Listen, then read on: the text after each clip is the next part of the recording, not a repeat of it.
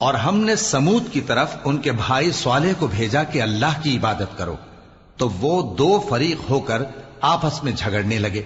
صالح نے کہا کہ اے قوم، تم بھلائی سے پہلے برائی کے لیے کیوں جلدی کرتے ہو، اور اللہ سے بخشش کیوں نہیں مانگتے تاکہ تم پر رحم کیا جائے؟ وہ کہنے لگے کہ تم اور تمہارے ساتھی ہمارے لیے برا شگون ہیں۔ صالح نے کہا کہ تمہاری بدشگونی اللہ کے پاس ہے، بلکہ تم ایسے لوگ ہو جن کی آزمائش کی جاتی ہے۔ اور شہر میں 9 شخص تھے جو ملک میں فساد کیا کرتے تھے اور اصلاح سے کام نہیں لیتے تھے۔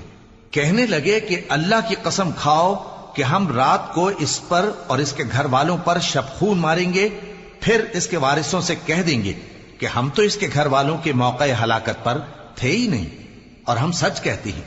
اور وہ ایک چال چلے، اور ہم نے بھی ایک تدبیر کی، اور ان کو کچھ خبر نہ ہوئی۔ تو دیکھ لو کہ ان کی چال کا انجام کیسا ہوا۔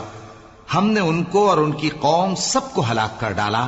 اب ان کے یہ گھر ان کے ظلم کے سبب تلپٹ پڑے ہیں۔ جو لوگ علم رکھتے ہیں ان کے لیے اس میں نشانی ہے، اور جو لوگ ایمان لائے اور ڈرتے تھے ان کو ہم نے نجات دی۔